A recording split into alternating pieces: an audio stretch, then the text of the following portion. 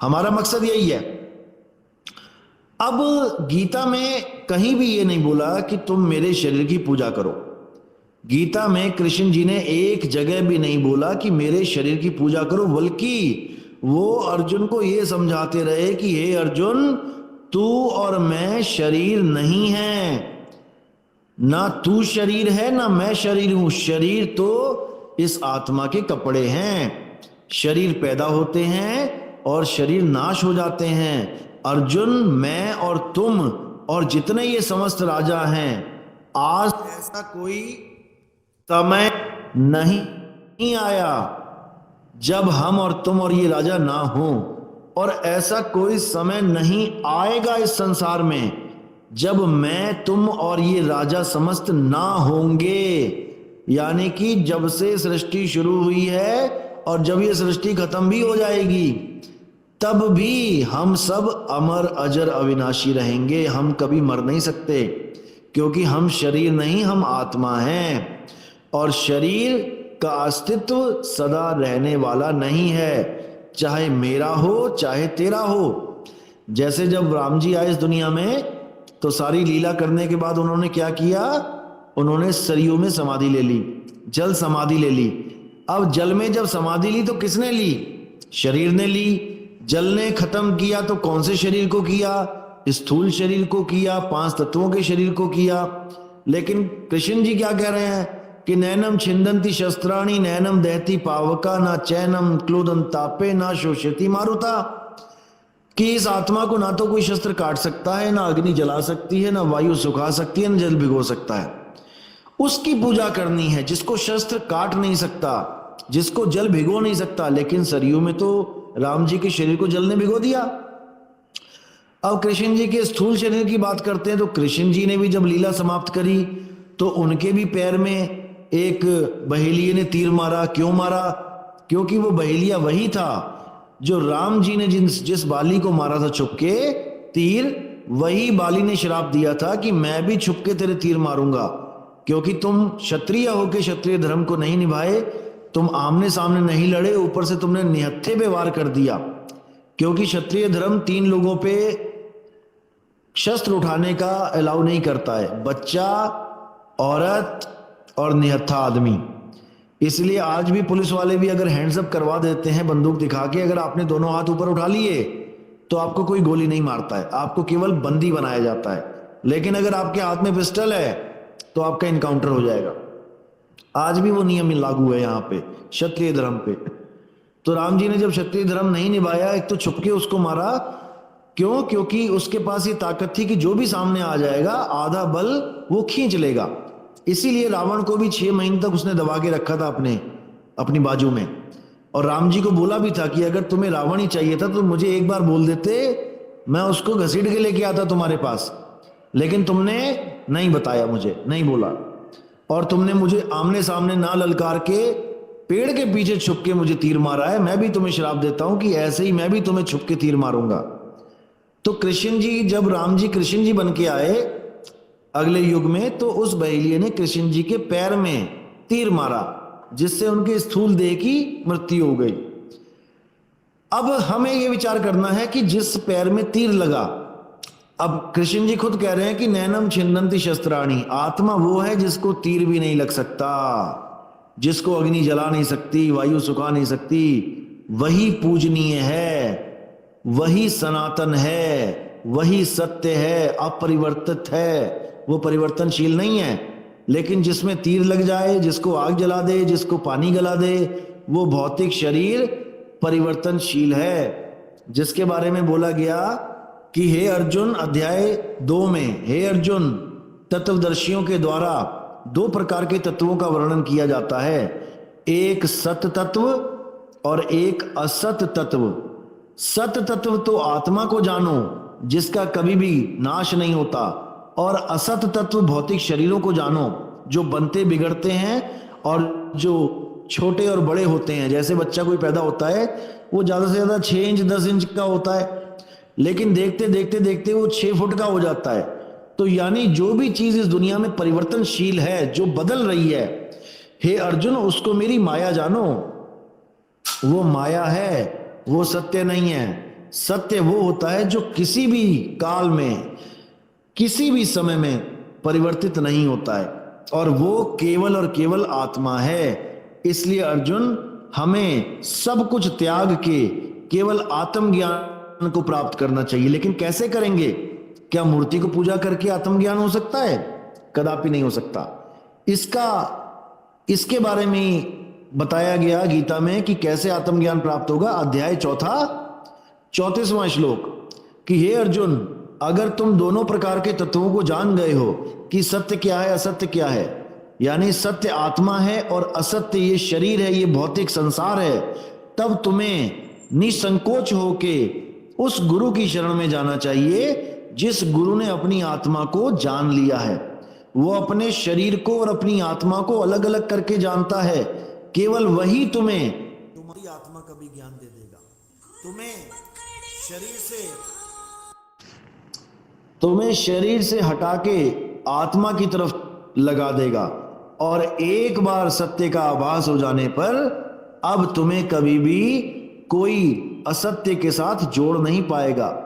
यानी कि जब तक आपने करंट को हाथ नहीं लगाया तब तक आप भ्रमित हो सकते हो कि ये पंखा अपने आप चल रहा है, लेकिन जिसने पंखे को अलग से हाथ लगा के और करंट को अलग से हाथ लगा के अनुभव कर लिया हो, उसको कोई भरमा नहीं सकता कि पंखा बिना करंट के, यानी कि पंखा अपने आप चल रहा है।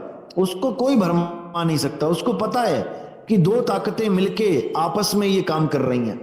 इसी प्रकार जो अपनी आत्मा को एक बार भी छू लेता है, अपनी आत्मा को एक बार भी अनुभव कर लेता है, वो कभी ये नहीं सोच सकता कि मेरा शरीर अपने आप चल रहा है। वो समझ जाता है कि ये 5 तत्वों का शरीर, ये मिट्टी उस आत्मा की वजह से चल रही है, ये सांसें उस आत्मा की वजह से चल रही है, ये खून उस आत्मा की वजह से दौड़ रहा है, ये गर्मी हमारे शरीर में जो टेम्परेचर है ये उस आत्मा की वजह से यहाँ पे शरीर में टेम्परेचर है। नहीं तो आप लाश देखोगे ठंडी पड़ जाती है। तो ये 5 तत्व जो मिले हुए हैं केवल आत्मा की वजह से मिले हैं, और चाहे आप 100 साल भी जियो, ये 5 तत्व एक दूसरे का नाश नहीं करेंगे। लेकिन जैसे ही आत्मा इस शरीर को छोड़ देती है, ये 5 दुश्मन एक साथ रह ही नहीं सकते, क्योंकि ये 5 तत्व दुश्मन है एक दूसरे के, ये एक दूसरे का नाश कर देते हैं। जैसे पानी को आग लगा दो तो ये पानी को उड़ा देती है, आग में पानी डाल दो वो उसको बुझा देता है, आग में हवा मार दो हवा आग को बुझा देती है। तो ऐसे करके ये एक दूसरे का नाश करने में लगे रहते हैं। लेकिन जब तक आत्मा है इस काया में, ये 5 तत्व एक दूसरे की मदद करते हैं। जैसे ही पानी की कमी होती है वैसे ही बाकी 4 तत्व उठ के डॉक्टर के पास जाते हैं और इंजेक्शन लगवाते हैं, बोतल चढ़वाते हैं। कभी अग्नि की कमी होती है तो ये बाकी 4 तत्व उठा के शरीर को आग के पास लेके जाते हैं, वहां से अग्नि पूरी करवाते हैं। कभी हवा की कमी पड़ रही हो, सांस कम आ रही हो, ये 4 तत्व उठा के उसको ऐसी जगह लेके जाते हैं जहां हवा प्रॉपर मिल रही हो। यानी ये 5 एक साथ रहने के लिए बिल्कुल एक साथ एकजुट रहते हैं जब तक आत्मा है। और जैसे ही आत्मा चली जाती है, आत्मा अलग हो जाती है, वैसे ये 5 तत्व एक साथ नहीं रह पाते। अब ये अपने अपने मूल में मिलने के लिए चलने लग जाते हैं। पानी पानी में मिलने के लिए जाता है, हवा हवा में मिल जाती है, मिट्टी मिट्टी में मिल जाती है। ऐसे ही 5 तत्व आपस में लीन हो जाते हैं। लेकिन 5 तत्व के लीन हो जाने पर भी आत्मा का नाश नहीं होता है। आत्मा अजन्मा है, आत्मा नित्य है, आत्मा शाश्वत है। इसीलिए हम जो मृत्यु करते हैं कि कोई मर गया, फलाना मर गया, कोई नहीं मरता। 5 तत्व तो पहले से जिंदा नहीं है तो मरेंगे क्या? और जो आत्मा है वो अमर है, तो फिर मरा कौन? कोई नहीं मरता। इसीलिए कबीर साहब ने बोला, पानी में पानी मिला मिला पौन में पौन, मैं तो से पूछूं पंडिता इनमें मरा कौन? कोई नहीं मरता। ये अपने मूल में लीन हो जाते हैं बस। यही गीता में बोला गया है कि हे अर्जुन, इस 9 दरवाजों के शरीर में कैसे रहना है और कैसे शरीर को त्यागना है, ये अज्ञानी जीव कभी नहीं समझ पाते। असल में इस दुनिया में आए हो, इस मनुष्य चोले में आए हो तो केवल और केवल आत्मज्ञान के लिए आए हो। अगर अब तुम आत्मज्ञान को प्राप्त नहीं कर पाते हो तो तुम इस दुनिया में आने का तुम्हारा पर्पस ही फेल हो जाता है। जब तक तुम आत्मज्ञान नहीं प्राप्त कर पाते हो, जब तक तुम्हें मूर्ति पूजा, मंत्र जंत्र तंत्र, तीर्थ यात्रा, व्रत, पूजा पाठ, यज्ञ, ये सब करने होते हैं, क्योंकि ये तुम्हें ट्रैक पे बनाए रखते हैं। जैसे जब तक आप डॉक्टर नहीं बन गए या पीएचडी नहीं कर लिया, जब तक आपको ये बालवाड़ी, आंगनबाड़ी और first second third class, fourth class, fifth class, इनमें आपको टिके रहना पड़ता है। मूल उद्देश्य आपका डॉक्टर बनना। जब बच्चा पैदा होता है तो माँ बाप यही कहते हैं मेरा बेटा इंजीनियर बनेगा, मेरा बेटा डॉक्टर बनेगा। लेकिन कब बनेगा? जब वो एलकेजी यूकेजी से लेके 12वीं तक बहुत सिंसियरली इन क्लासों में जाके पढ़ाई करेगा, तब जाके उसको आगे 12th के बाद एमबीबीएस में उसको एडमिशन मिलेगा। क्योंकि उसका लक्ष्य है डॉक्टर बनना, ना कि 5वीं पास करना, 10वीं पास करना, 12वीं पास करना। ये हमारा लक्ष्य नहीं है। हमारा लक्ष्य है बच्चे को कॉलेज, डिग्री कॉलेज यानी डॉक्टरों के कॉलेज तक पहुंचाना। लेकिन रास्ता यही है कि वो एलकेजी यूकेजी में जाके ही वहां तक पहुंचेगा, कोई सीधे डॉक्टर कॉलेज में नहीं भर्ती कर सकता। इसी प्रकार आत्मज्ञान किसको प्राप्त होता है? जो यज्ञ, जप, तप, व्रत, पूजा पाठ ये सब कर रहे होते हैं। लेकिन केवल इनको करने से आत्मज्ञान नहीं होगा। जब ये क्लासें पूरी हो जाएंगी तब जाके आपको एक ऐसा गुरु मिलेगा जो आपको इन सब से छुड़वा देगा। यानी 12th तक आपने जितनी भी किताबें पढ़ी होंगी A to Z, उन किताबों को छुड़वा देगा और आपके हाथों में फिर डॉक्टर्स की, एमबीबीएस की बुक्स पकड़ा देगा। अब आपको एक बार भी पहली क्लास, दूसरी क्लास, 5वीं क्लास की किताबों को खोलने की जरूरत नहीं पड़ेगी, क्योंकि वहां से जो ज्ञान अर्जित करना था आपने कर लिया। उसी ज्ञान के आधार पे आप आगे बढ़ते बढ़ते डॉक्टर बन जाओगे। ऐसे ही गीता में बोला गया है, अध्याय 3 का 14, 15, 16 श्लोक पढ़िए आप। उसमें यही बोला गया है कि अर्जुन, जो लोग हवन नहीं करते, यज्ञ नहीं करते और वैसे ही बिना भोग लगाए भोजन कर लेते हैं, वो सब पापी हैं। गीता में, वेद में, पुराण में, कई ग्रंथों में बहुत प्रकार की, गीता में नहीं, वेदों में, पुराणों में बहुत प्रकार की साधनाएं बताई गई हैं, बहुत प्रकार की पूजा पाठ बताया गया है। ये सब पूजा पाठ हमें धार्मिक प्रवृत्तियों में लगाए रखता है। व्रत है, पूजा है, पाठ है, मुहूर्त है। लेकिन किंतु अध्याय 3 17वां श्लोक, किंतु जो लोग आत्मा में संतुष्ट रहते हैं, जो लोग आत्मज्ञान में निपुण हैं, जो लोग आत्मा को प्राप्त करने के लिए तत्पर रहते हैं, उनके लिए कोई धार्मिक कर्म कर्तव्य लागू ही नहीं होता। यानी कि अब उनको ना तो कहीं मंदिर जाने की जरूरत है, ना उनको किसी मस्जिद गुरुद्वारे जाने की जरूरत है, ना उनको कहीं पूजा पाठ में कहीं अटेंड करने की जरूरत है, ना उनको 4 धाम यात्रा की जरूरत है, ना उनको किसी भी तीर्थ में जाने की, कोई यज्ञ करने की, कोई व्रत करने की, करवा चौथ हो गए, एकादशी का व्रत हो गया और पूर्णमासी का, कुछ करने की जरूरत नहीं है। कोई धार्मिक कर्म कर्तव्य लागू ही नहीं होता। अध्याय 3 17वां श्लोक। अब 18वां श्लोक क्या कहता है? जो अपने स्वरूप को सिद्ध हो जाते हैं, यानी जो आत्म ज्ञान में भरपूर हो जाते हैं, हे अर्जुन, वो किसी अन्य जीव पर निर्भर भी नहीं रह जाते।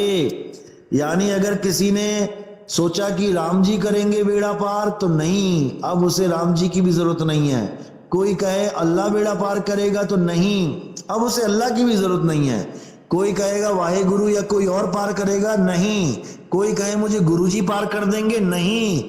अब अन्य किसी जीव पर निर्भर रहने की आवश्यकता रह ही नहीं जाती है, क्योंकि उसने जो दिव्य ज्ञान प्राप्त कर लिया है वही आत्म ज्ञान उसके कल्याण के लिए काफी है। यह गीता का सार है। अध्याय 2 ही गीता का सार है, लेकिन हमें कैलेंडरों में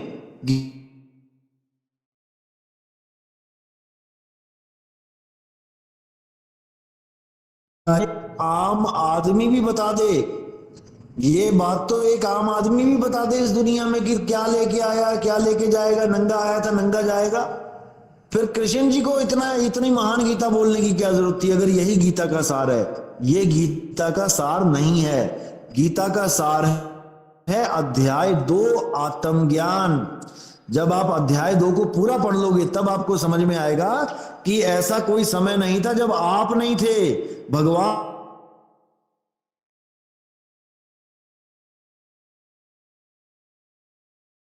ये भूत ये, और ऐसा कोई समय नहीं आएगा जब ये नहीं होंगे। तो जब शुरू से लेके अंत तक हम सब हैं, तो फिर किसने किसको मारा, कौन जीता कौन हारा, इस पे विचार करें केवल।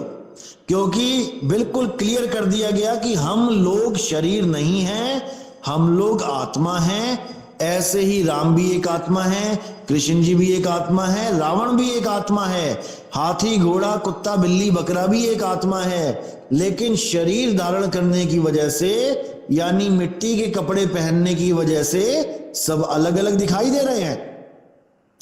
अब केवल अलग अलग दिखने की वजह से हमने एक दूसरे को अलग अलग मान लिया। किसी को हमने आदमी मान लिया, किसी को औरत मान लिया, किसी को कुत्ता बिल्ली बकरा हाथी घोड़ा छिपकली कॉकरोच मान लिया, केवल शरीरों को देख के, केवल मिट्टी को देख के। जबकि इस मिट्टी के पीछे क्या ताकत है जो सबको चला रही है, हम उसको नहीं देख पाए। रावण के पीछे कौन है? आत्मा है। राम के पीछे कौन है? आत्मा है। मेरे पीछे कौन है? आत्मा है। आपके शरीर के पीछे कौन है? आत्मा है। शरीरों को तो सामने कर दिया और आत्मा को गुप्त कर दिया। अब राम ने रावण को मारा हम कहते हैं, लेकिन असल में अगर गीता का ज्ञान आप समझेंगे तो आपको समझ में आ जाएगा कि गीता के अनुसार राम ने रावण को नहीं मारा। राम के कपड़ों के द्वारा, यानी राम के शरीर के द्वारा रावण के कपड़े चीरे गए, रावण का शरीर मारा गया, रावण नहीं मरा। रावण तो उस शरीर को त्याग के दूसरे शरीर में चला गया। इसी प्रकार हर जीव एक शरीर को छोड़ के दूसरे शरीर में चला जाता है। क्यों? क्योंकि उसको ये नहीं समझ में आता कि बिना शरीरों के मैं रहूं कहां। यानी ऐसी हालत हो गई है कि एक आदमी किसी शहर में जाता है, वहां पर उसका अपना मकान नहीं है, वो किराए में रहता है। तो किराए में रहता है तो एक दिन उसको किराए का कमरा खाली करना पड़ता है, तो उसे का कमरा खाली करने के साथ ही उसे एक कमरा और लेना पड़ जाता है। तो उसको बार बार ये किराए के कमरे के शरीर यानी लेने ही पड़ते हैं। इसी को बार बार आना और इसी को जाना कहा जाता है। किराएदार नहीं मर रहा है, वो तो कमरे छोड़ रहा है। दिल्ली में छोड़ा मुंबई में ले लिया, मुंबई में छोड़ा बनारस में ले लिया, बनारस में छोड़ा कहीं और ले लिया, मरा कौन? जैसे ही कमरे में जाता है तो कमरा जीवित हो जाता है, कमरे में तरह तरह की आवाजें आने लग जाती हैं खाली कमरे में। और जब कमरा छोड़ के चला जाता है तो वो कमरा सुनसान हो जाता है। जैसे आप किसी कमरे में जाते हो, नए मकान में जाते हो, वहां पे आपने टीवी चलाया, कोई डेक चलाई, आवाज आई, 4-5 बंदे रहते हैं तो आपस में बातें करते हैं, तो बाहर आवाजें जाती हैं, तब लगता है हाँ इस घर में कोई रहता है। और जब वो घर वाले चले गए छोड़ के, तब वो एक सुनसान सा कमरा रह जाता है। लोग डरते भी हैं जाते हुए कि अरे भाई ये बहुत दिनों से खाली है, इसमें भूत रहता होगा। तो भूत कौन होता है? जो भूतकाल में चला जाता है वो भूत होता है। कमरे को छोड़ के चला गया उसको कहते हैं भूत बन गया, यानी वो भूतकाल में। अब उसके शरीर के आगे थे है, थी है, थे हैं लगेगा। पापा थे, पापा जीवित थे, तो वो भूतकाल में चला गया। लोगों ने काल हटा दिया, यानी टेंस हटा दिया, और भूत को पकड़ के बैठ गए कि पापा भूत बन गए। ये भी भरम ही है एक तरह का। तो ये आना जाना इस किराएदार का लगा हुआ है। ये किराएदार तब स्टेबल होगा जब इसको अपना असली घर पता लग जाए कि मेरा असली घर कहाँ है। यानी अब अपने शहर में जितने चक्कर लगा रहा है उसको छोड़ के गांव जाके अपने असली घर में अगर वो बैठ जाए, पिताजी के घर में, तब समझ लो अब उसे किराए के कमरों में जाने की जरूरत नहीं पड़ेगी। अब वो अपना सदा सदा के लिए उस घर में रहेगा, ना किसी को किराया भाड़ा देना है, ना कोई निकालने वाला है। तो ये है आत्मज्ञान, यानी कि शरीरों से अपने ध्यान को हटाना है, अपनी सूरत को, सूरत यानी ध्यान, अपनी सूरत को शरीरों से हटाना है, शरीरों की पूजा से हटाना है और अपनी आत्मा में रमण करना है। जो लोग अपनी आत्मा में रमण करते हैं, हे अर्जुन, वो दोबारा किसी मां के गर्भ में नहीं आते, क्योंकि उनको पक्का ठिकाना मिल जाता है। उन्हीं लोगों को स्थित प्रज्ञ बोला गया है गीता में, जो अपनी आत्मा में रमण करते हैं और उन्हें किसी अन्य जीव पर निर्भर रहने की आवश्यकता भी नहीं रह जाती। तो यही ज्ञान गीता में बिल्कुल खुलासा किया गया है, लेकिन हम नहीं समझ पाते, इसलिए हम अटके पड़े हैं। अब करना क्या होता है? असली चीज है कि हम जब इस शरीर को छोड़ेंगे तो कैसे छोड़ेंगे, क्या करें हम इस शरीर को छोड़ते हुए। जब हमारी मौत आती है तो क्या करना है हमने, गीता में बिल्कुल स्पष्ट बताया गया इसके बारे में।